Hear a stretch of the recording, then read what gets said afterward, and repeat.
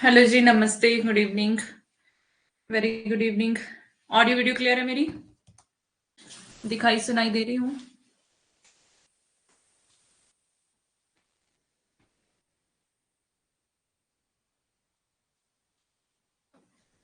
क्या कहा? जय जोहार, जय जोहार संगवारी। ये जोहार क्यों बोलते हैं मुझे पता नहीं है इस बारे में। मीन्स क्या मतलब होता है, नहीं पता।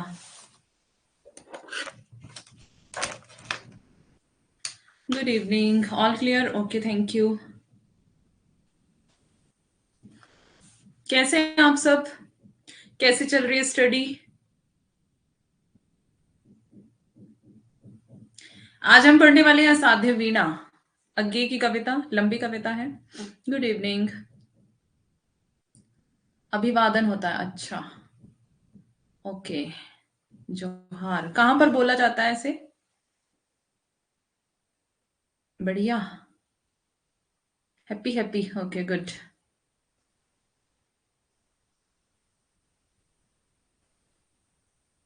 आंख में चश्मा लग गया किसको? श्रद्धा को?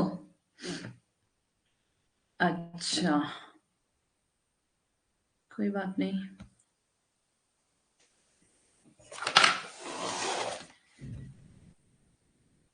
चल रही है पढ़ाई, निपट नहीं रहा सब। अच्छा, तो निपट जाएगा, भी टाइम लगता है ना। एक मिनट, मेरा माउस काम नहीं कर रहा एक्चुअली। अब पता नहीं क्या प्रॉब्लम हो रही है।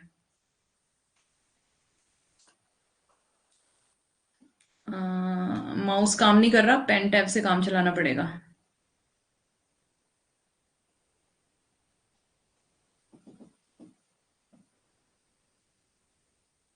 छत्तीसगढ़ में बोलते हैं, अच्छा ओके। जो मोबाइल इतना नहीं देखते थे मैम जितना अब देखने लगे। हाँ, तो चश्मा तो लगेगा ही, मोबाइल ज्यादा देखोगे तो।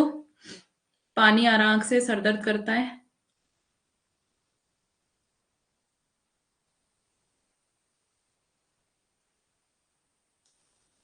ओके ओके ओके, थोड़ा सा स्लो चल रहा है, माउस काम नहीं कर रहा।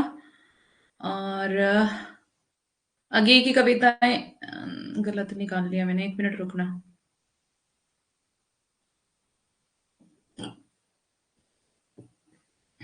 असाध्य बिना आज हम पढ़ेंगे ना।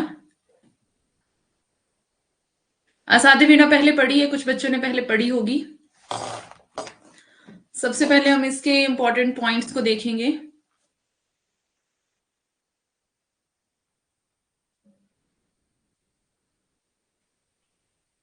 Good evening.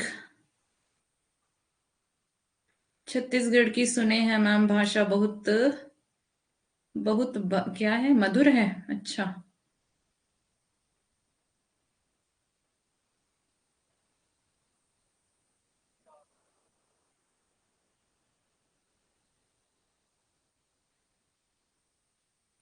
माउस को निकाल के फिर से लगा लो। अच्छा, वो लैपटॉप में कैसे माउस फिर से लगता है भाई?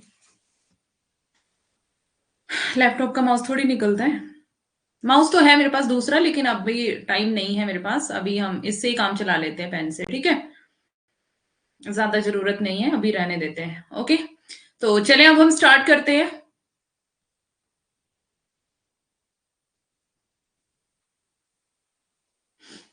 अज्ञे की कविता असाध्य वीणा। पहले इसके इंपॉर्टेंट पॉइंट्स को हम देखेंगे। प्रियंवद केश कंबली ने असाध्य वीणा साधा था। हाँ जी, सुरुचि। क्या? ट्रेक पैड ये क्या होता है? मुझे नहीं पता इस बारे में। चलो। प्रयोगवाद और नई कविता के प्रवर्तक अज्ञे जी ने अपनी सभी विधाओं में अद्भुत प्रयोगात्मक प्रगति का परिचय दिया है। साहित्य सृजन के क्षेत्र में अज्ञे जी ने एक साथ कवि, कथाकार, आलोचक, संपादक आदि विविध रूपों में साहित्य प्रेमियों को चौंकाया, तथा व्यवहारिक जगत में भी उन्होंने फोटोग्राफी, चर्म शिल्प, पर्वतारोहण आदि में भी लोगों को बहुत अद्भुत क्षमता से अभिभूत किया। किंतु उनका कवि और आलोचक व्यक्तित्व ही सबसे अधिक लोकप्रिय रहा।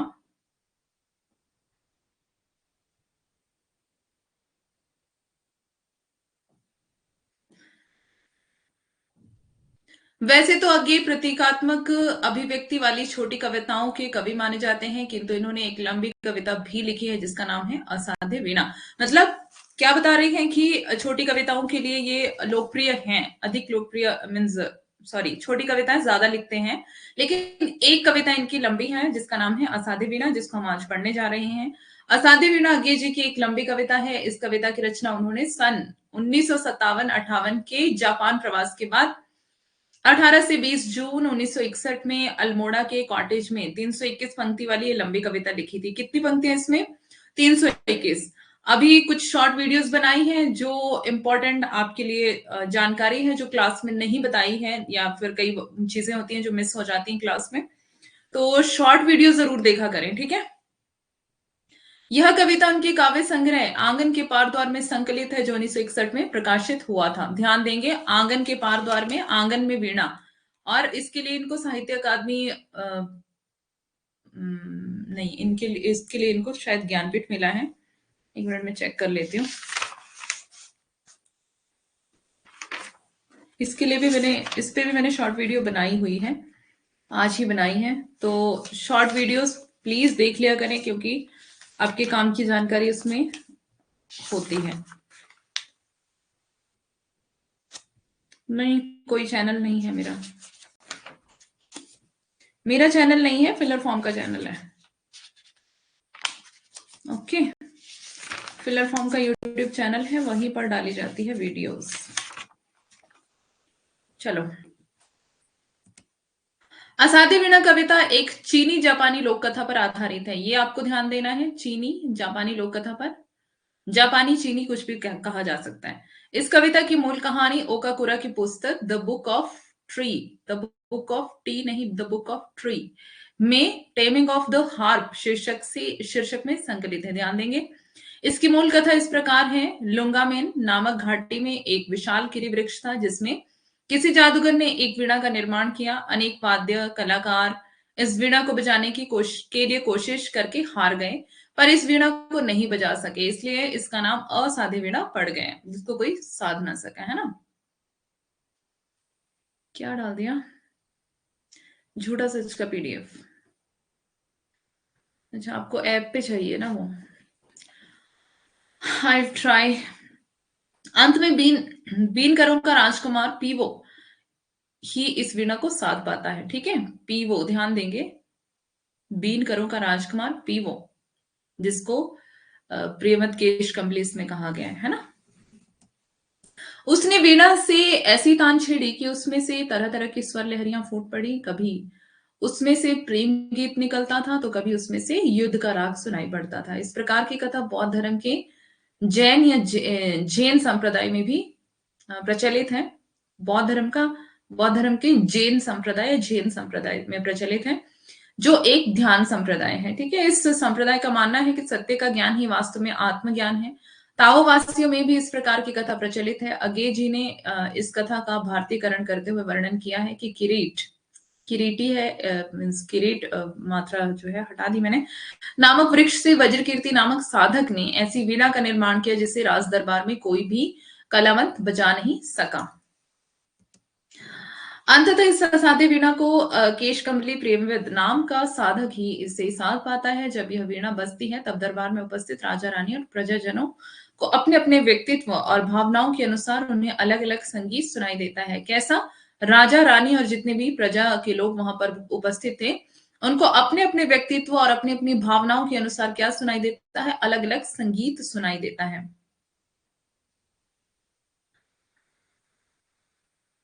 तुलसीदास जी ने कहा था, जाकी रही ना भावना जैसी, प्रभु मूरत देखी तिन तैसी। इससे यह अर्थ निकलता है कि व्यक्ति को सत्य की उपलब्धियां अपने व्यक्तित्व और अपने वैचारिक स्तर के अनुरूप ही हो पाता है। असाध्य वीणा पूर्णतः प्रतीकात्मक कविता है। किरीट तरु परम सत्ता का प्रतीक है, ध्यान देंगे इसको। किरीट तरु का प्रतीक पूछा जाता है, किसका प्रतीक है? तो परम सत्ता। उससे बनाई गई वीणा सत्य की उपलब्धि का साधन मार्ग है, और वीणा से निकलने वाला संगीत परमात्मा की अभिव्यक्ति है। वीणा से निकलने वाला संगीत क्या है? परमात्मा की अभिव्यक्ति। देखिए, जो आपको पीडीएफ भेजी गई है टेलीग्राम पर, वो आपको मिल जाएगी ऐप पर, सेम पीडीएफ मिल जाएगी। और इसके अलावा मेरे पास कोई ऐसी शॉर्ट पीडीएफ नहीं है जो कि आपका जिसमें टाइम ना लगे पढ़ने में, है ना। उपन्यास है तो उपन्यास में टाइम तो लगेगा ही, तो आप ये भी सोच के मत चलें कि टाइम नहीं जाएगा, है ना। यह सत्य प्रत्येक व्यक्ति को अपनी भावनाओं के अनुसार उपलब्ध होता है। वास्तव में जीवन की असाध्य वीणा को वही साध पाता है जो सत्य के साथ साथ अपने आप को भी शोधता है, या जो अपने व्यक्तित्व और परिवेश को भूलकर उसी के प्रति समर्पित हो जाता है। यह प्रक्रिया बाहर से भीतर मोड़ने की है, जिसे अंतर्मुखी होना भी कहा जा सकता है। बौद्ध दर्शन में इस प्रक्रिया को तथता कहा गया है, जिसमें सत्य को देखकर ही सत्य को पाया जा सकता है। कवि ने असाध्य वीणा के द्वारा सृजनात्मक रहस्य को समझाने का प्रयत्न किया है। व्यक्तिक अहम का विस्मरण कर जब साधक या सृष्टि के साथ लयबद्ध हो जाता है, तब रचनात्मक चमत्कार पैदा होता है। हम्म। अब यहां से होती है कविता आपकी शुरू, ठीक है। और ये लंबी कविता है, देख लेते हैं कहाँ तक है। मीन्स काफी लंबी है, यहाँ तक ये पूरा इसी की पीडीएफ इसमें है। तो अब हम शुरू करते हैं। शुरू करने से पहले कुछ और इम्पोर्टेंट पॉइंट्स हैं जो मैंने अपने नोट्स से निकाले हुए हैं आपके लिए। तो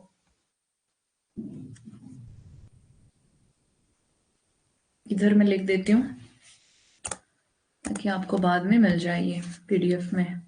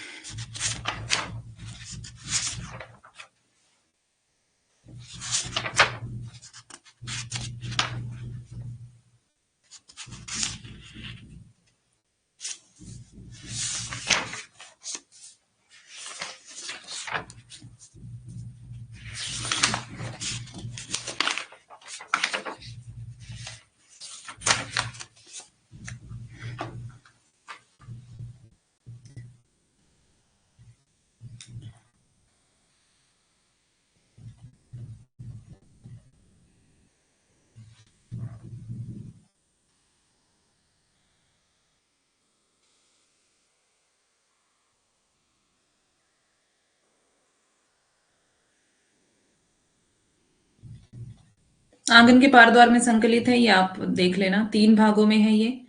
पहला भाग है अंतः सलीला,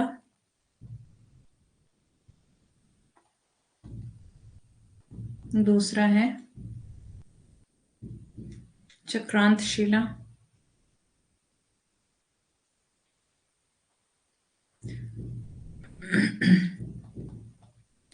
और तीसरा है असाध्य वीणा। ठीक है, तो तीसरा वाला जो पार्ट है वो आपको पढ़ना होता है ना। इससे पहले 2 और हैं, अंतःसलीला, चक्रांत शिला। मूल भाव है इसका अहम का विसर्जन। मूल भाव क्या है? अहम का विसर्जन। ठीक है, बौद्ध धर्म के तत्वता सिद्धांत पर आधारित है। मैं आपको पीछे बता चुकी हूँ, अच्छे से पढ़ लेना उसको, जो पीछे आपको दिखाया गया, मतलब पढ़ाया मैंने अभी। ठीक है, क्या संकलित किस में है? आंगन के पार द्वार में। आंगन में वीणा, ऐसे याद कर लेना है इसको, आंगन में वीणा। ठीक है, आंगन में अकादमी, साहित्य अकादमी भी आंगन के पार द्वार के लिए साहित्य अकादमी मिला है। असाध्य वीणा आंगन में वीणा, मतलब कि आंगन के पार द्वार में संकलित है ये। ठीक है, इस तरह से आप इसको याद रख सकते हैं। सामान्यतः अज्ञेय जो है वो छोटी कविता लिखते हैं, लेकिन एक लोक कथा को उसकी पूर्णता के साथ प्रस्तुत करने के लिए असाध्य वीणा को एक लंबी कविता के रूप में लिखा है। ये मैं अपने नोट से पढ़ रही हूँ, मैं इसको लिख नहीं रही यहाँ पर, क्योंकि मैंने ये पीछे जो अभी पढ़ाया आपको वहां पे ये बता चुकी हूँ। ठीक है, कथ्य जो है वो इसका जापानी प्राचीन लोक कथा पर आधारित है। ये कथा जापानी लेखक ओकाकुरा की पुस्तक द बुक ऑफ ट्री में टेमिंग ऑफ द हार्प शीर्षक से ली गई है। ये भी मैंने आपको पीछे बता दिया। अब देखते हैं इसके प्रतीक। प्रतीक में क्या क्या है? पहले है किरीट तरु। किरीट तरु जो है वो यहाँ पे दिखेगा आपको, परम सत्ता। ये मैंने पीछे भी बता दिया था वैसे।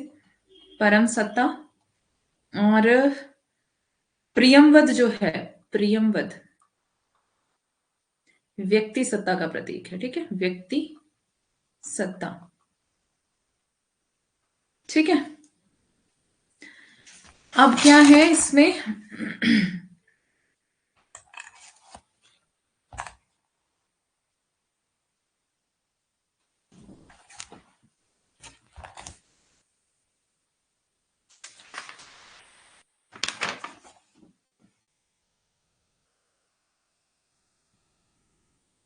हाँ, पीडीएफ में आपको मिल जाएगा ये।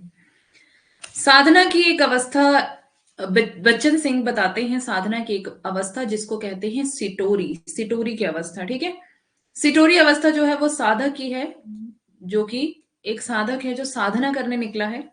एक व्यक्ति सत्ता जो खोजने निकली है परम सत्ता को। ठीक है, उसकी एक अवस्था जब उसको ज्ञान की प्राप्ति नहीं हुई थी, और उसकी दूसरी अवस्था है जब उसको ज्ञान की प्राप्ति हो चुकी है। किसको? एक साधक को। क्लियर है? अहम का विसर्जन जो है वो क्या है? ज्ञान की प्राप्ति है, यानी कि उसको ज्ञान की प्राप्ति, जिसको ज्ञान की प्राप्ति हो जाती है रियल में, उसके अंदर अहम नहीं रहता, घमंड नहीं रहता है उसका। ठीक है,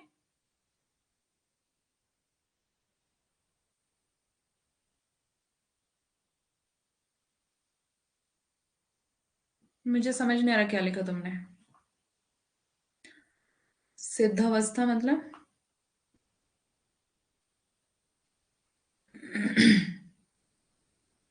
साधना की अवस्था बताया मैंने, सिद्धों की अवस्था नहीं बता रही मैं। अहम का विसर्जन मतलब ज्ञान की प्राप्ति। घमंड आपको तब तक रहता है जब तक आपको सच्चाई का पता नहीं रहता है ना? तो जब सच्चाई का पता चल जाता है इंसान को, तो लग जाता है उसको पता कि कुछ भी नहीं हूं मैं, है ना? आई एम नथिंग, मैं कुछ भी नहीं हूं। और जब तक उसके अंदर ज्ञान की प्राप्ति नहीं है, जब तक उसको, तब तक वो अपने आप को कुछ समझता है। मतलब वो कहता आई एम, मैं भी कुछ हूं, है ना? तो घमंड जो है इंसान के अंदर से चला जाता है जब उसको ज्ञान की प्राप्ति हो जाती है। सिटोरी एक अवस्था है साधक की, साधना की अवस्था है। ओके, सिटोरी, सिटोरी की अवस्था ज्ञान की प्राप्ति, मतलब ज्ञान की प्राप्ति हो चुकी है साधक को, तब वो सिटोरी की अवस्था में पहुंचता है। पर जब साधक जो है वो जब ज्ञान की प्राप्ति कर रहा है, तब वो तपस्या कर रहा होता है ना? वीणा बनाने वाला जो है वो वज्र कीर्ति है, और वीणा बजाने वाला कौन है? प्रियमवत।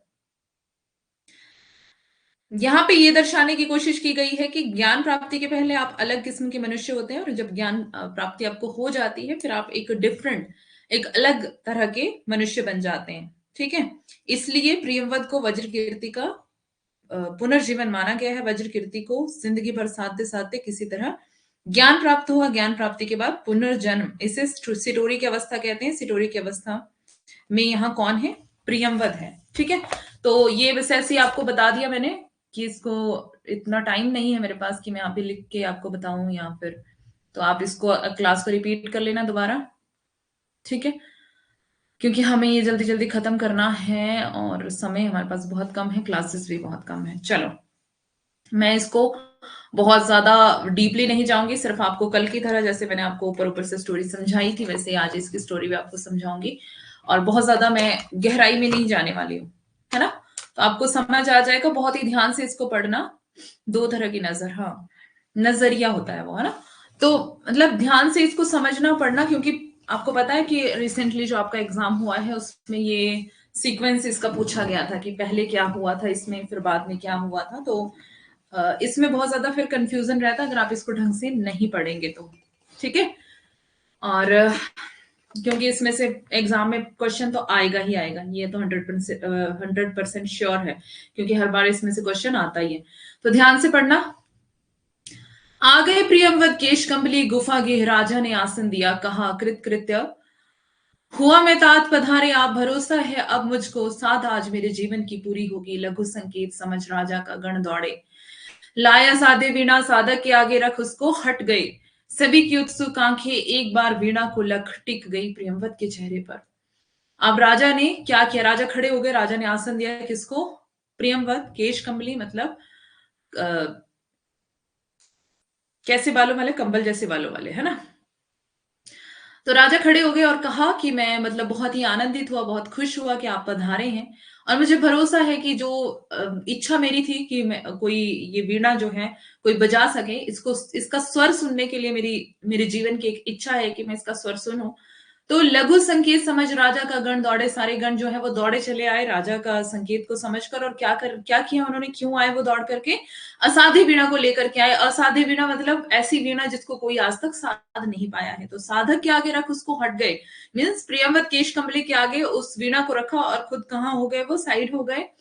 और एक बार वीणा को लक टिक गई प्रियंवत के चेहरे पर, मीन्स सभी उत्सुकता से देख रहे हैं किसकी तरफ, प्रियंवत की तरफ, कि ये किस तरह से अब वीणा को बजाएंगे। क्योंकि बहुत सारे कलावंत आए थे, वो सब के सब फेल हो चुके हैं, कोई भी उसको बजा नहीं पाया है। यह वीणा उत्तराखंड के गिरी प्रांतर से घने वनों में जहां तपस्या करते हैं व्रतचारी बहुत समय पहले आई थी। पूरा तो इतिहास ना जान सके हम, किंतु सुना है वज्र कीर्ति ने मंत्रपूत जिस अति प्राचीन किरीट तरु से इसे गढ़ा था, उसके कानों में हिमशिखर रहस्य कहा करते थे अपने। मतलब कह रहे हैं कि उत्तराखंड के प्रांत में है ना, वहां के जंगलों से, घने वनों से, जहां पर तपस्या कौन करते थे, व्रतचारी, जो कि तपस्वी होते थे, जो व्रत करते थे और तपस्या करते थे, साधना, घोर साधना वनों में रह करके करते थे, उन्हीं उसी उत्तराखंड के वनों से जो है ये वीणा का निर्माण किया गया है। मीन्स वहां के ही एक पेड़ से वीणा का निर्माण किया गया। बहुत समय पहले आई थी ये वीणा, और पूरा इतिहास तो हमें नहीं पता है, किंतु क्या सुना है कि वज्र कीर्ति ने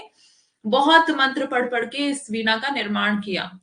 प्राचीन किरीट तरु से, किससे बनी थी वीणा? किरीट तरु से, ठीक है, किरीट के वृक्ष से बनी थी। मीन्स प्राचीन था, वो बहुत पुराना था, और उस वृक्ष से इसे गढ़ा था। उसके कानों में हिमशिखर रहस्य कहा करते थे। कैसे? मतलब कि वो इतना ऊंचा पेड़ था, जो किरीट का वृक्ष था, वो इतना ज्यादा ऊंचा था कि जो हिम के शिखर हैं वो भी क्या कहा करते थे, रहस्य उसके कानों में कहा करते थे। मीन्स वो बहुत ही ज्यादा ऊंचा था, हिमालय के जो पर्वत थे उसको भी छूता था वो। आगे है, कंधों पर बादल सोते थे, उसकी करी शुंडों से डाले, हिमवर्षा से पूरे वनयूथों का कर लेती थी परित्राण। कोटर में भालू बसते थे, केहरी उसके अ, वलकल से कंधे खुजलाने आते थे, और सुना है जड़ उसकी जा पहुंची थी पाताल लोक। मतलब कि वो कैसा था, मतलब बादलों को भी छूता था वो, कंधों पर उसके बादल सोते थे, मतलब इतना ज्यादा ऊंचा वो वृक्ष था। और करी शुंडों से डाले उसकी थी, मीन्स इतना ज्यादा वो पुराना हो चुका था। आपको पता है जब कोई बहुत ज्यादा पुराना वृक्ष होता है तो उसकी टहनियां कैसे हो जाती है, ऐसे गोल गोल गोल गोल हो जाती है, हाथी की सूंड की तरह मुड़ने लग जाती है ना। तो मतलब वो पहचान होती है कि वृक्ष जो है वो बहुत पुराना है। हिमवर्षा से पूरे वन यूथों का कर लेती थी परित्राण। कोटर में भालू बसते थे, मीन्स उस जंगल में क्या क्या था वो सब बता रहे हैं। केहरी उसके वलकल से कंधे कुचलाने आते थे, और सुना है जड़ उसकी जा पहुंची थी पाताल लोक। मतलब जड़ भी उसकी कहाँ थी, बहुत ज्यादा गहरी थी कि पाताल लोक में पहुंच गई थी। उसकी ग्रंथ प्रवण शीतलता से फण टिका नाग वासुकी सोता था। मीन्स वो इतना शीतल था कि जो वासुकी नाग है वो भी उसकी छाया में सोता था। उसी किरीट तरु से वज्र कीर्ति ने सारा जीवन, मतलब पूरी जिंदगी लग गई वज्र कीर्ति को उसको बनाने में, है ना, सारा जीवन उसे गढ़ा। हठ साधना यही थी, हठ साधना, है ना, हठ योग जो कि बौद्धों से आया, क्योंकि ये भी कहीं ना कहीं बौद्धों के उससे ही ली गई है ना, जापानी चीनी लोक कथा जो हमने अभी पढ़ा था, है ना। तो ये हठ साधना आई कहाँ से थी? बौद्धों से ही आई थी, नाथों में आई फिर, है ना।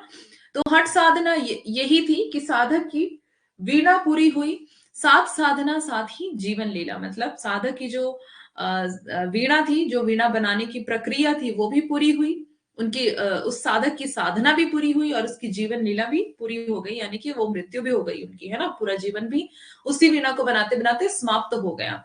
राजा रुके सांस लंबी लेकर फिर बोले, मेरे हार गए सब जाने माने कलावंत, सबकी विद्या हो गई अकारथ दर्प चूर। कोई ज्ञानी गुणी आज से ना साध सका, अब यह असाध्य वीणा ही ख्यात हो गई। पर मेरा अब भी है विश्वास, कृच तप वज्र कीर्ति का व्यर्थ नहीं था। मतलब क्या बता रहे हैं, राजा रुके और लंबी सांस लेकर क्या बोले, मीन्स वो भी थोड़े से व्याकुल हैं कि कोई इसको बजा ही नहीं पाया है ना, क्योंकि उनका भी सपना है, राजा का भी एक सपना है और इच्छा है कि इस वीणा को कोई बजा सके। तो राजा ने सांस लंबी लेकर के फिर बोला कि मेरे सारे सब जाने माने कलावंत थे वो हार गए। अब आपको पता है कोई राजा है, राजा के दरबार में एक से एक कलावंत आ सकते हैं, है ना। राजा तो मतलब पूरे देश से, जगह जगह से कलावंतों को बुला सकता है, एक से एक कलावंतों को बुला सकता है राजा। तो राजा ने वही किया कि एक से एक कलाकारों को बुलाया कि इस वीणा को कोई बजा के बताओ। लेकिन कोई भी कलावंत जो है उस वीणा को बजा नहीं सका। तो क्या कह रहे हैं यहाँ पर, मेरे हार गए सब जाने माने कलावंत, सबकी विद्या हो गई अकारथ दर्पचूर, मतलब सबकी विद्या जो है अकारथ हो गई, उसका कोई मतलब ही नहीं रहा, व्यर्थ हो गई वो, है ना। कोई ज्ञानी गुणी आज तक इसे नहीं साध सका, चाहे कितना भी ज्ञान हो उसके अंदर, कितना भी गुण हो, कोई भी इसको साध नहीं सका। अब यह असाध्य वीणा ही ख्यात होगी, मीन्स इसका नाम ही क्या पड़ गया, अब असाध्य वीणा पड़ गया, विख्यात हो गई इसी नाम से। फिर भी मेरा विश्वास है कि वज्र कीर्ति ने जिसको इस वीणा को बनाया तो व्यर्थ नहीं बनाया, बजेगी जरूर, वीणा बोलेगी अवश्य, पर तभी इसे जब सच्चा स्वर सिद्ध गोद में लेगा, तात प्रियम बदलो यह सम्मुख रही तुम्हारे, वज्र कीर्ति की वीणा, यह मैं यह रानी, भरी सभा यह, सब उदग्र पर्यत सुख, जन मात्र प्रतीक्षण मान, केश कंबली गुफा गेहने खोला कंबल, धरती पर चुपचाप बिछाया वीणा उस पर रख, पलक मूंद कर प्राण खींच करके प्रणाम, स्पर्श छुअन से छुए तार, धीरे बोला राजन, पर मैं तो कलावंत नहीं, कलावंत हूं नहीं, शिष्य साधक हूं, जीवन के अनकहे सत्य का साक्षी, वज्र कीर्ति प्राचीन कीट तरु, अभिमंत्रित वीणा, ध्यान मात्र इनका तो गदगद विह्वल कर देने वाला है। चुप हो गया प्रेमवत, सभा भी मौन हो रही, वाद्य उठा साधक ने गोद रख लिया, धीरे धीरे झुक उस पर, तारों पर मस्तक टेक दिया, सभा चकित थी, अरे प्रियंवत क्या सोता है, केश कंबले अथवा होकर पराभूत झुक गया वाद्य पर, वीणा सचमुच क्या है असाध्य, पर उस स्पंदित सन्नाटे सन्नाटे में मौन प्रियंवत साध रहा था, वीणा नहीं स्वयं अपने को शोध रहा था, सघन निविड़ में वह अपने को सौंप रहा था उसी किरीट तरु को। अब देखते हैं पीछे से क्या कह रहा है राजा, वीणा बोलेगी अवश्य, जरूर बोलेगी वीणा, जरूर बजेगी वीणा, पर तभी तभी बजेगी जब इसको सच्चा स्वर सिद्ध अपनी गोद में लेगा, और जब कोई सच्चा व्यक्ति, कोई सच्चा साधक इसे साधेगा, है ना। तो क्या बोल रहे हैं, लो प्रियंवत, ये वीणा जो है तुम्हारे सम्मुख है, वज्र कीर्ति की वीणा है, यह मैं, मतलब मैं यहाँ पर हूँ, रानी भी इधर है, और पूरी सभा जो भरी पड़ी है वो सब यहाँ पर ही है, क्यों यहाँ पर है, कि इस वीणा का स्वर सुनने के लिए सब उदाग्र है, परिउत्सुक है, मीन सब उत्सुक है सुनने के लिए, उत्साहित है, जन्मात्र प्रतीक्षमान, केश कंबली गुफा गेहने खोला कंबल, अब क्या किया, जिस जो कंबल ओढ़ा हुआ था उसको खोल दिया और धरती पर चुपचाप बिछाया, कंबल बिछाया पहले, फिर वीणा उस पर, उस कंबल पर रख दी बड़े ही आदर के साथ, पलक मूंद कर प्राण खींच, अब क्या करके प्रणाम, मतलब वीणा को प्रणाम किया, अस्पर्श छुअन से छुए तार, मीन्स बड़े ही धीरे से कोमलता से उसके तार छुए, और धीरे बोला, क्या बोला, राजन, पर मैं तो कलावंत हूं नहीं, मतलब राजा को कह रहा है कि मैं तो कोई कलावंत नहीं हूं, आपके दरबार में, आपके महल में जरूर बड़े बड़े कलावंत आए होंगे, लेकिन मैं तो कलावंत नहीं हूं, मैं क्या हूं, एक शिष्य हूं, एक साधक हूं, मीन्स वो अपने आप को क्या कर रहा है, शून्य कर रहा है, जीरो कर रहा है, कि मैं कुछ नहीं हूं, है ना, मीन्स अहम को त्याग करके, जीवन के अनकही सत्य का साक्षी हूं, वज्र कीर्ति प्राचीन किरीट तरु, अभिमंत्रित वीणा, ध्यान मात्र इसका तो इनका तो गदगद विह्वल कर देने वाला है। तो अब क्या हो गया, चुप हो गया प्रियंवद, सभा भी मौन रही, प्रियंवद भी चुप है, सभा भी चुप है, क्योंकि अब सभा तो देख रही है कि प्रियंवद क्या करेगा, है ना। वाद्य उठा साधक ने गोद रख लिया, अब वाद्य यंत्र को उठा करके क्या किया, प्रियंवद ने अपनी गोद में रख लिया, और धीरे धीरे झुक कर उस पर, उसके तारों पर मस्तक टेक दिया, मीन्स धीरे धीरे उसके उसके ऊपर झुका, वीणा के ऊपर, और उसकी वीणा के जो तार थे उस पर क्या कर दिया, मस्तक टेक दिया, और सभा चकित थी, क्या कह रही है सभा, अरे प्रियंवद क्या सोता है, मीन्स प्रियंवद क्या सो रहा है, वीणा के ऊपर सिर रख के, केश कंबली अथवा होकर पराभूत झुक गया वाद्य पर, मतलब कि जो केश कंबली है वो क्या कर गया, वाद्य यंत्र पर झुक गया है, वीणा सचमुच क्या असाध्य है, मतलब सचमुच ये असाध्य वीणा, सचमुच इसको कोई नहीं बजा सकता है क्या, मतलब सभा आपस में बातें कर रही है, पर उस बंदे सन्नाटे में मौन प्रियंवद साध रहा था वीणा, मतलब कि अब जो प्रियंवद है वो चुपचाप है, मौन है, और तारों पर मस्तक टेक करके वो अपने मीन्स क्या कर रहा है, अपने आप को शून्य कर रहा है। तो यहाँ पे बता रहे हैं कि वो तो वीणा को साध रहा था, नहीं स्वयं अपने को शोध रहा था। तो पूछा, मतलब सवाल है यहाँ पर कि वो क्या कर रहा था, क्या वीणा को साध रहा था, नहीं, वो क्या कर रहा था, स्वयं को शोध रहा था, स्वयं की खोज कर रहा था कि मैं हूं क्या, क्योंकि इंसान को सबसे पहले अपनी खोज करनी पड़ती है ना, कि मैं क्या हूं। कई बार हम अपने आप को कुछ एक्स्ट्रा ही समझने लग जाते हैं, कई बार हम ओवर ही समझने लग जाते हैं, और मतलब ओवर क्लेवर हम बनते हैं, ओवर क्या बनते हैं हम, बुद्धिमान हम सबसे ज्यादा है, हमसे ज्यादा कोई नहीं है, है ना। लेकिन यहाँ पर वो क्या कर रहा है, अपने आप को शोध रहा है, अपने आप को खोज रहा है कि मैं क्या हूं, मेरे अंदर क्या है, मैं ये कर सकता हूँ, नहीं कर सकता हूँ, है ना। सघन निविड़ में वह अपने को सौंप रहा था उस किरीट तरु को। तो अब क्या कर रहा है, वो किरीट तरु को अपने आप को सौंप रहा है वो, क्योंकि उसको पता चल गया कि मैं तो कुछ भी नहीं हूं, है ना। कौन प्रियंवद है कि दम कर इस आमंत्रित कारू वाद्य के सम्मुखावे, कौन बजावे यह वीणा जो स्वयं एक जीवन भर की साधना रही। भूल गया था केश कंबली राजसभा को, कंबल पर अभिमंत्रित एक अकेलेपन में डूब गया था, जिसमें साक्षी के आगे था जीवित वही किरीट तरु, जिसकी जड़ वासुकी के फंड पर थी आधारित। यहाँ पे क्या बता रहे हैं, कौन प्रियंवद है कि दम करे अभिमंत्रित कारू वाद्य के सम्मुख आवे, मीन्स कौन कौन बजा सकता है इसको, कौन इसके सम्मुख आ सकता है ना, कोई भी नहीं। क्योंकि ये वीणा कैसी है, ये स्वयं ही जीवन भर की, किसी व्यक्ति के जीवन भर की साधना है, उसने पूरा जीवन उसके ऊपर लगा दिया है, साधना कर करके, मंत्र पढ़ के, और पूरी वो भक्ति कर करके क्या कर दिया है, पूरा जीवन लगा दिया है। तो भूल गया था कि जो केश कंबली है वो राजसभा को भूल गया, वो भूल गया था कि मैं एक दरबार में बैठा हूँ, राजा रानी मेरे सामने है, सभा मेरे सामने, वो सब कुछ भूल गया। और सब कुछ भूल करके वो क्या कर रहा है, अपने आप को शून्य कर रहा है ना। कंबल पर अभिमंत्रित एक अकेलेपन में डूब गया था, मतलब कि वो ऐसा लग रहा है उसको कि मैं बिल्कुल मतलब परमात्मा के साथ मेरा मिलन हो चुका है और मैं बिल्कुल अकेला हूं, कोई नहीं है। और जिसमें साक्षी के आगे था जीवित वही किरीट तरु, जिसकी जड़ वासुकी के फण पर थी आधारित, मीन्स उसकी जड़ें कहाँ थी, पाताल लोक में पहुंचती थी, और वासुकी का जो नाग है वो भी इसकी छाया में सोता था, ऐसा हमने पीछे पढ़ा था अभी।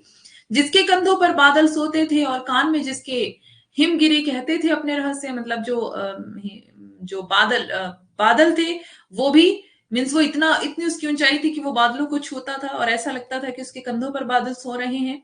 और कान में जिसके हिमगिरी कहते थे अपने रहस्य, मीन्स जो बर्फ के पहाड़ थे वो भी अपने रहस्य उसके कानों में कहते थे। संबोधित कर उस तरु को करता था नीरव एकालाप प्रियंवद, ओ विशाल तरु सत सहस्त्र पल्लवन पतझरों ने जिसका नित्य रूप संवारा। कितनी बरसातों कितने खद्योतों ने आरती उतारी, दिन भौरे कर गए कुंजरित, मतलब बहुत से भौरे भी मतलब पूरी गुंजार करते थे उस वृक्ष पर, वो इतना बड़ा विशाल तरु था। और जो सैकड़ों पतझड़ उसमें आए होंगे, है ना, सैकड़ों मौसम उसने देखे होंगे, तो मतलब कितना पुराना वो वृक्ष था। रातों में झिल्ली ने अनथक सॉरी रातों में झिल्ली ने अनथक मंगल गान सुनाए, सांझ सवेरे अनगिन अनचीने खगकुल की मोद भरी क्रीड़ा, काकली डाली डाली को कंपा गई, ओ दीर्घकाय ओ पूरे झारखंड के अग्रज। उत्तर प्रदेश के पढ़ा था ना हमने, उत्तर प्रदेश के जंगलों में, तो मतलब झारखंड के अग्रज तात सखा गुरु आश्रय ताता महच्छाय, ओ व्याकुल मुखरित वन ध्वनियों के वृंदगान के मूर्त रूप, मैं तुझे सुनूं देखूं ध्याऊं अनिमेष स्तब्ध संयुत निर्वाक, कहाँ साहस पाऊं छू सकूं तुझे, तेरी काया को छेद बांध कर रची गई वीणा को, किस स्पर्धा से हाथ करें आघात छीनने को तारों तारों से।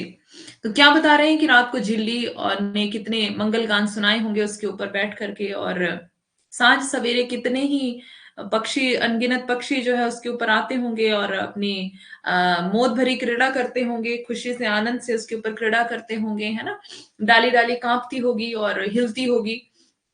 तो बता रहे हैं कि मीन्स वो क्या क्या कह रहा है उस वृक्ष को, है ना, वृंदगान के मूर्त रूप में तुझे सुनूं, मतलब मैं तुझे सुनूं और तुझे ध्याऊं, क्योंकि तू क्या है, बहुत ही पावरफुल है, बहुत ही पुराना है।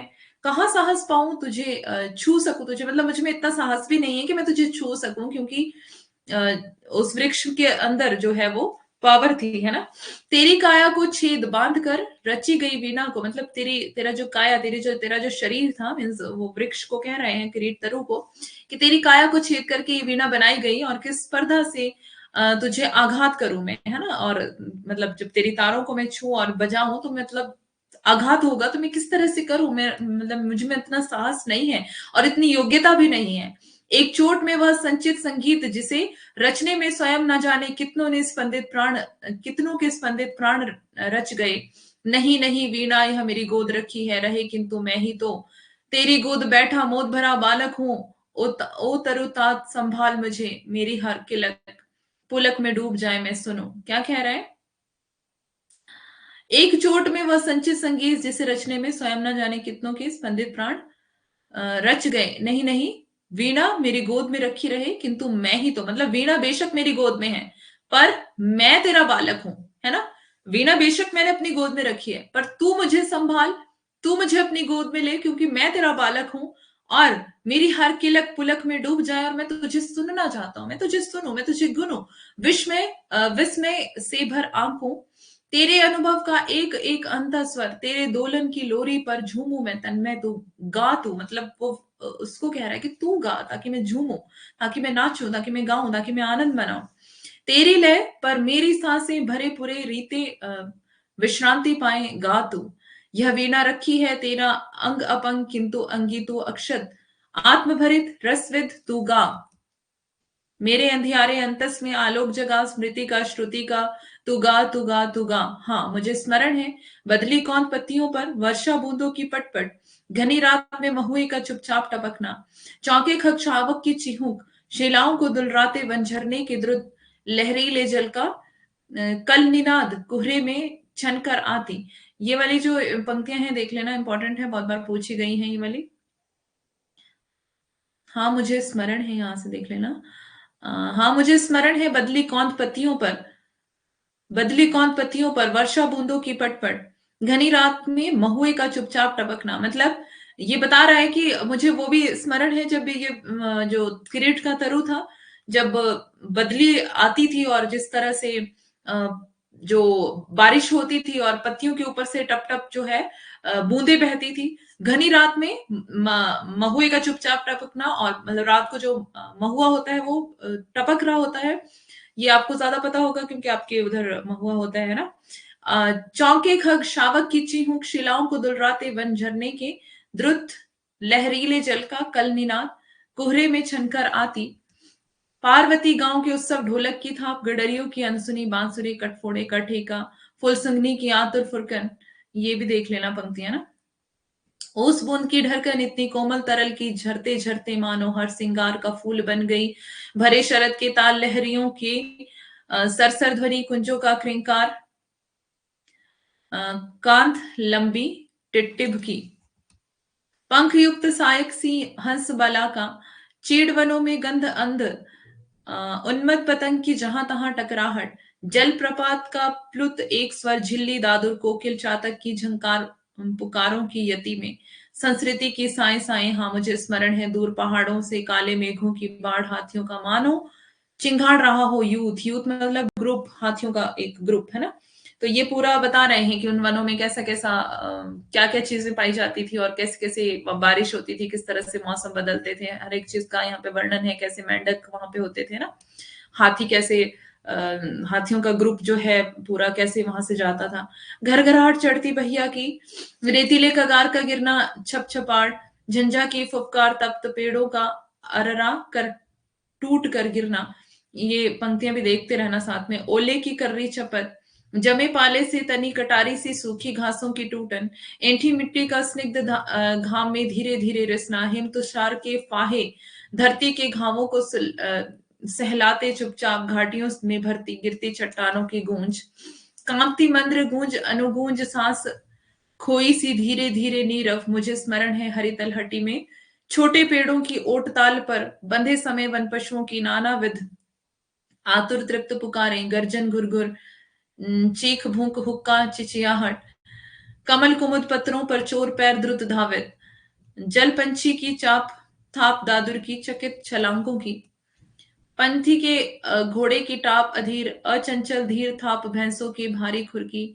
मुझे स्मरण है उजक क्षितिज से किरण भोर की पहली, जब तकती है ओस बूंद को उस क्षण की सहसा चौकी से सिहरन, और दोपहरी में जब घास फूल अनदेखे खिल जाते हैं, मौमाखियां असंख्य झूमती करती हैं गुंजार, उस लंबे विलंबे क्षण का तंद्रालस ठहराव, और सांझ को जब तारों की तरल कंपकपी स्पर्शहीन झरती है, मानो नभ के तरल नयन ठिठकी निसंख्य सवत्सा युवती माताओं के आशीर्वाद, उस संधि निमिष की पुलकन लियमान।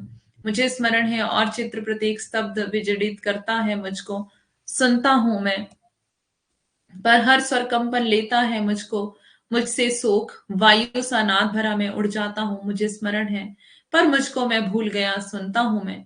मतलब मुझे सब स्मरण है पर मैं अपने आप को भूल गया हूँ। है ना? अपने आप को वही भूलता है जिसने अहम छोड़ दिया, अहंकार, घमंड छोड़ दिया है। और जिसके अंदर घमंड है वो अपने आप को कभी नहीं भूलता, वो अपने आप को ही बोलता है कि मैं ही हूँ, मैं ही हूँ, मैं ही हूँ, जो भी हूँ मैं ही कर सकता हूँ। है ना? पर मैं, मुझसे परे, शब्द में लिए मान, मैं नहीं, नहीं, मैं कहीं नहीं। मतलब एक बहुत बड़ी यहाँ पे बात कि मैं नहीं हूं, नहीं नहीं, मैं कहीं भी नहीं हूं, मैं कुछ भी नहीं हूं। ओ रे तरु, ओ वन, ओ स्वर संभार, नाद में संस्कृति, ओ रस प्लावन, मुझे क्षमा कर भूल अकिंचनता को मेरी। मतलब अब वो क्षमा भी मांग रहा है कि जितनी मैंने भूल की है, क्षमा कर मुझे। मुझे ओट दे ढक ले, छा ले ओ शरण ने, मुझे, मतलब तू मुझे ओट दे और मुझे ढक ले, मुझे अपनी शरण में ले ले। मेरे गूंगेपन को तेरे सोए स्वर सागर का ज्वार डुबा ले।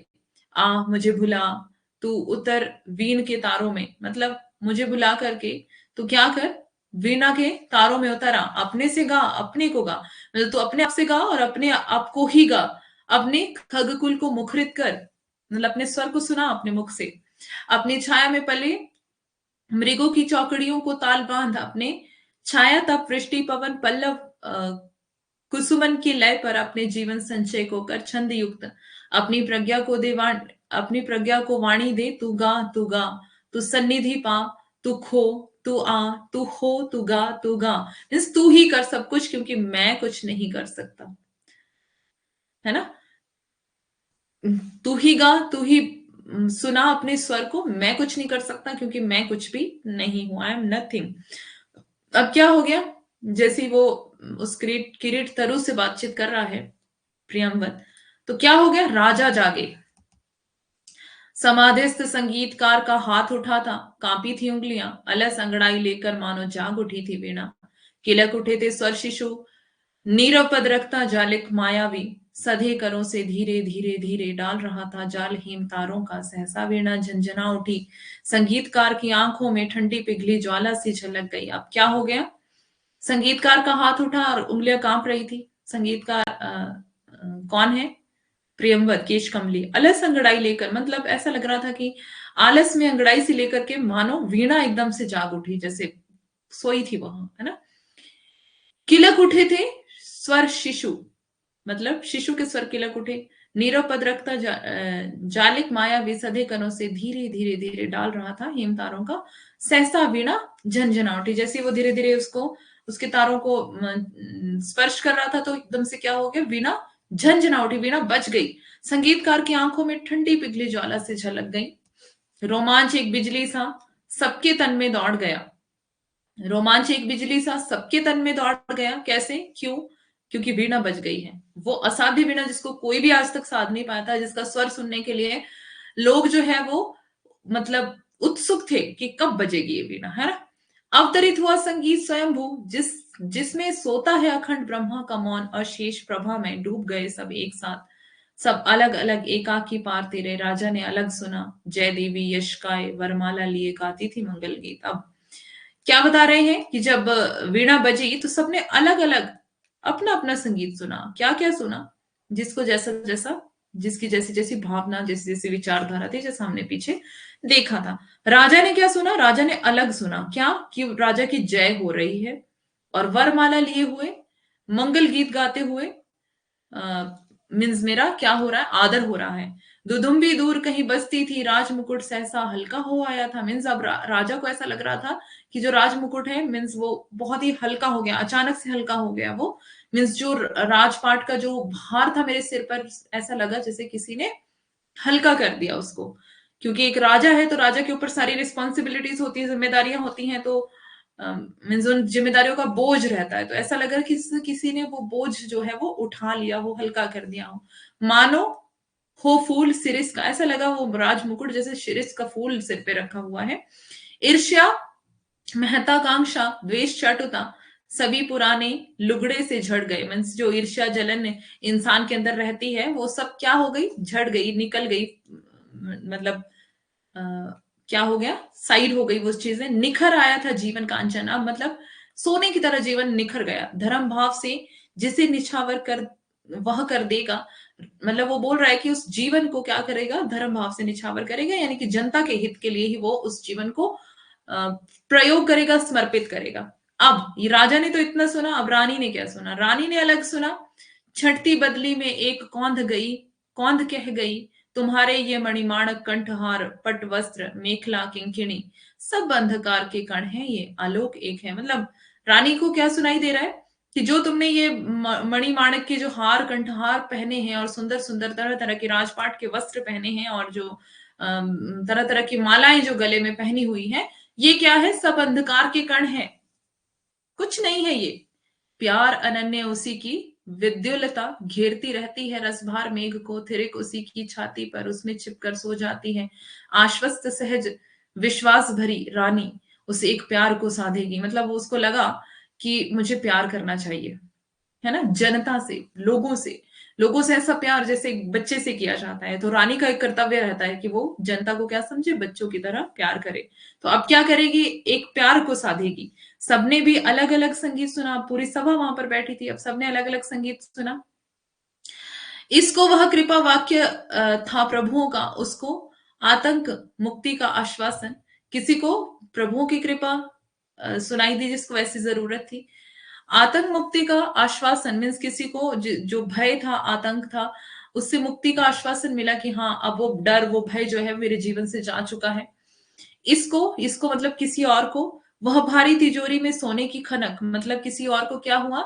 क्योंकि उसके पास सोना चांदी नहीं होगा, तो इस वजह से उसको क्या सुनाई दिया? तिजोरी में सोने की खनक की उसे अब मिलने वाली है। उसे बटुली में बहुत दिनों के बाद अन्न की सौंधी खुदबुद, मतलब किसी दूसरे को जिसके पास अन्न, अनाज, खाने पीने को कुछ नहीं था, उसको अनाज की सौंधी सी खुशबू आने लगी और ऐसा सुनाई दिया कि अब वो उसको मिलने वाला है।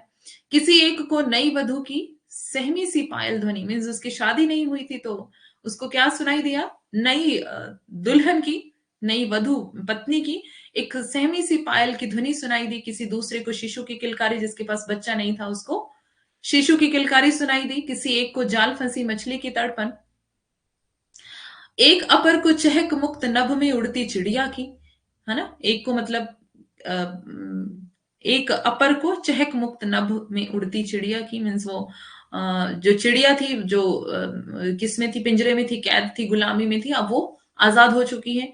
एक तीसरे को मंडी की अ, ठेलम ठेल ग्राहकों की अस्पर्धा भरी बोलियां, मीन्स जो एक दुकानदार है उसको क्या सुनाई दे रहा? बिक्री हो रही है, बढ़िया। चौथे को मंदिर की ताल युक्त घंटा ध्वनि, और पांचवे को लोहे पर सधे हथौड़े की समझोटे, और छठे को लंगर पर कसमसा रही नौका पर लहरों की अविराम थपक, बटिया पर चमरौधे की रुंधी चाप सातवें के लिए, और आठवें को कुलिया की कटी मेड़ से बहते जल की छुलछुल। इसे गमक नट्टिन की एड़ी के घुंघरू की, उसे युद्ध का ढोल, है ना, किसी को युद्ध का ढोल सुनाई दे रहा है, किसी को एड़ी की घुंघरू की ध्वनि सुनाई दे रही है। इसे संजा गोधुली की लघु टुन टुन, उसे प्रलय का डमरू नाद, इसको जीवन की पहली अंगड़ाई, पर उसको महाभृंज विकराल काल, सब डूबे तिरे झिपे जागे हो रहे, वंशवद स्तब्ध, इयत्ता सबकी अलग अलग जागी, संगीत हुई, पा गई विलय, वीणा फिर मूक हो गई। अब वीणा यहाँ पे क्या हो गई? मूक हो गई। सबको अलग अलग सुनाई दिया संगीत, जिस जिसको जैसी जैसी जरूरत थी, और क्या हो गया? वीणा मौन हो गई। साधु साधु राजा सिंहासन से उतरे, रानी ने अर्पित की सतलड़ी माल। अब साधु साधु मतलब सज्जन सज्जन कहते हुए राजा जो अपने सिंहासन से उतर गए, और रानी ने क्या किया? उसने जो सतलड़ी की जो माल थी, क्योंकि उसको क्या सुनाई दे रहा था कि जो तूने गले में इतनी सारी चीजें पहनी हुई है, हीरे मोती जवाहरात जो है, ये सब कुछ नहीं है ना, नथिंग। तो उसने क्या किया? उसके अंदर जो है वो समर्पण का भाव आ गया, और सेक्रीफाइस, त्याग का भाव उसके अंदर आ गया, और उसने क्या किया? अपनी सतलड़ी वाली माल खोल करके किसको अर्पित की? प्रियंवद केश कमली को। जनता विह्वल कर उठी धन्य, तो जनता क्या पुकारने लगी? धन्य है भैया आप, है ना, हे स्वर्जित, धन्य धन्य। संगीतकार वीणा को धीरे धीरे धीरे से नीचे रख ढक मानो, तो संगीतकार ने क्या किया? वीणा को धीरे से नीचे रखा और उसको ढक दिया, मानो गोदी में सोए शिशु को पालने डालकर मुग्धा मां हट जाए। जब किसी बच्चे को छोटे बच्चे को पालने में झूले में डाला जाता है, तो माँ किस तरह से धीरे धीरे जाती है उस बच्चे के पास से, ताकि उसको पता ना चल जाए कि मैं मतलब जा रही हूँ उसके पास से, ताकि वो सोया हुआ जाग ना जाए इस वजह से। तो वैसे ही वो क्या करता है? धीरे से गोदी से वीणा को उठा करके नीचे रखता है और उस तरह से जैसे शिशु को पालने में डालकर मुग्धा मां हट जाए, दीठ से दुलारती उठ खड़ा हुआ, बढ़ते राजा का हाथ उठा, करता आवर्जन बोला, श्रेय नहीं कुछ मेरा, मैं तो डूब गया था स्वयं शून्य में, वीणा के माध्यम से अपने को मैंने सब कुछ को सौंप दिया था, सुना आपने जो वह मेरा नहीं। ये कविता से क्या सीख मिलती कुछ समझ नहीं आ रहा, इतनी देर से मैं समझा रही हूं भाई, क्यों समझ नहीं आ रहा? हाँ, ध्यान है आपका क्लास में? श्रेय नहीं कुछ मेरा, मैं तो डूब गया था शून्य में। अब यहाँ पे क्या बोल रहा है प्रियमवत केश कमली कि मेरा श्रेय नहीं है इसमें कुछ भी, मुझे श्रेय मत दीजिए कि मैंने वीणा बजाई है ना। और अगर हमसे कोई ऐसा काम होता जो असाध्य होता, किसी से भी नहीं हो पाता, तो और हम क्या, हमारे अंदर घमंड आ जाता, ओ हाँ मैंने किया है ना, हम अपने आप को कुछ समझने लग जाते। लेकिन प्रियमवत ने यहाँ क्या कहा, श्रेय नहीं कुछ मेरा, मैं तो डूब गया था शून्य में, वीणा के माध्यम से अपने को मैंने सब कुछ को सौंप दिया था, सुना आपने जो वह मेरा नहीं, मतलब जो आपने, मैंने अपने आप को सब सौंप दिया, वीणा के माध्यम से अपने आप को मैंने सब कुछ को सौंप दिया, और जो आपने सुना है संगीत वो मेरा नहीं है, वो किसका है? ना वीणा का था, वो वीणा का भी स्वर नहीं था, वह वह तो सब कुछ वह तो सब कुछ की तथता थी, महाशून्य, वह महामौन, अविभाज्य, अनाप्त, अद्रवित, अप्रमेय, जो शब्दहीन सब में गाता है। नमस्कार कर मुड़ा प्रियमवत केश कंबली, लेकर कंबल गेह गुफा को चला गया, उठ गई सभा, सब अपने अपने काम लगे, युग पलट गया, प्रिय पाठक यूं मेरी वीणा भी मौन हुई। तो यहाँ पे क्या बता रहे हैं कि नमस्कार करके जो प्रियमवत मुड़ा और क्या कहा, अपना कंबल भी उसने उठाया और अपना वापस चला गया, और सभा भी वहां से उठ गई और अपने अपने काम में सब लग गए, और युग जो है वो पलट गया, समय भी बदल गया। तो यहाँ पर कवि क्या कह रहे हैं कि प्रिय पाठक यूं मेरी वीणा भी मौन हुई, मीन्स अब क्या हुआ, मेरी कहानी भी खत्म हो गई और कविता भी खत्म हो गई, और वीणा भी जो है, जो असाध्य वीणा थी वो भी साध्य हो गई, बच गई, है ना। तो यहां पे हमें क्या सीख मिलती है, पहले हम इसको यहां से देख लेते हैं सारांश। कविता में कवि का उद्देश्य कथा कहना नहीं है, अगर आपको लग रहा है कि कथा कहना है ना, तो उनका उद्देश्य सत्य को व्यक्त करना है, इसलिए असाध्य वीणा वर्णात्मक कविता ही नहीं वरन एक प्रतीकात्मक कविता है। कविता का घटनाक्रम, पात्र, प्रियमवद, असाध्य वीणा, उसके संगीत, किरीट, तरु, राजा रानी तथा अन्य जन आदि सब प्रतीक हैं। कविता में यह प्रतीत होता है कि जीवन का एक मूल सत्य है जिसे शब्दों में व्यक्त नहीं किया जा सकता। प्रियमवत जीवन के अनकहे सत्य का साक्षी भर है। किरीट तरु में सारा वन समाया हुआ है, अतः वीणा में जो भी संगीत है वह स्वयंभू है, अखंड है, ब्रह्मा का अशेष प्रभा में मौन है। वीणा के संगीत में से जो संगीत सत्य प्रकट होता है वह ना प्रियमवत का है ना वीणा का, वस्तुतः वह तो सब कुछ की तथता थे। तो मतलब वो हमने शुरू में पढ़ा था कि वो क्या था, वीणा का जो संगीत था वो ईश्वर का एक मतलब अभिव्यक्ति थी, है ना, परमात्मा की अभिव्यक्ति थी। तो इससे क्या हमें सीख मिलती है, पहले मैं आपके कमेंट पढ़ लूं। आत्म का त्याग करना, अहंकार, लोभ, मोह, गलत काम का त्याग करना, समर्पण, आत्म त्याग, अहंकार, मोह, माया का त्याग। गुड। तो यहां पर हमने सबसे पहले कविता में क्या पढ़ा था, अहम का विसर्जन, मैंने आपको लिख के इधर बताया था, अहम का विसर्जन, है ना। सबसे एक्चुअली जो रियल में जो पढ़ा लिखा व्यक्ति है, जो ज्ञानी व्यक्ति है, उसके अंदर घमंड नहीं होगा। ये बात शुरू में बताई थी मैंने, सूर्यकांत, शुरू में बताई थी बात, अहम का विसर्जन, है ना। घमंड को त्याग देना, घमंड को छोड़ देना, घमंड से दूर हो जाना, अपने आप को कुछ समझना, मैं हूं, मैंने किया, मैं कर सकता हूं, सिर्फ मैं ही हूं, मेरे बिना कुछ नहीं हो सकता, है ना, मैंने पूरे आकाश को थाम रखा, पूरी धरती को थाम रखा है, पूरे घर को मैंने ही चलाया हुआ है, पूरे पूरे भारत देश को मैंने ही चलाया हुआ है, ये हमारे अंदर रहती हैं ये बातें, है ना। तो एक्चुअल में जो किसी मनुष्य को ज्ञान की प्राप्ति हो जाती है तो उसके अंदर से सबसे पहले क्या जाता है, घमंड, अहंकार। तो अहंकार का विसर्जन इस कविता का मूल उद्देश्य है, ठीक है। तो ये सब आपको सीखने को इससे मिला होगा, बहुत कुछ और भी बहुत सारी चीजें हैं इसमें, तो अब देख लेना इसको, इंपॉर्टेंट है, और इसमें से सवाल आता ही आता है। पिछली बार इसमें से कुछ पंक्तियां पूछी गई थी कि पहले कौन सी पंक्ति आएगी, बाद में कौन सी, तो वो ध्यान में रख लेना, ठीक है। इसकी स्टोरी आपको पूरी सुना दी है, तो कौन सा, अगर आपको सीक्वेंस भी लगाने को आएगा तो आपको ध्यान रहना चाहिए, है ना। अगर क्लास रिपीट करनी होगी कर लेना, बाकी नोट्स आपको मिल जाएंगे क्लास के बाद, तो नोट्स भी आप पढ़ लेना, ठीक है। हाँ, अभी मैं क्लास के बाद नोट्स डाल दूंगी। ओके, तो thank you very much and most welcome. और शायद अब हम 2 क्लासेस करने वाले हैं, मीन्स देखती हूँ अब कब से स्टार्ट करनी है और कैसे, टाइमिंग क्या है वो सब। तो 2 क्लासेस अभी हम करने वाले हैं, है ना। सीक्वेंस से लगाने को, हाँ मैं वही कह रही हूँ कि सीक्वेंस से लगाने को आता है तो फिर ध्यान देना कि ऐसा ना हो कि आपसे कुछ गलत हो जाए, है ना। तो गलत मत करना कुछ भी अब, क्योंकि बहुत अच्छे से मैंने पढ़ाया हुआ है आपको। ओके, तो मिलते हैं फिर कल की क्लास में, मतलब ब्रेक के बाद, ठीक है। ठीक है, फिर बाय बाय, टेक केयर।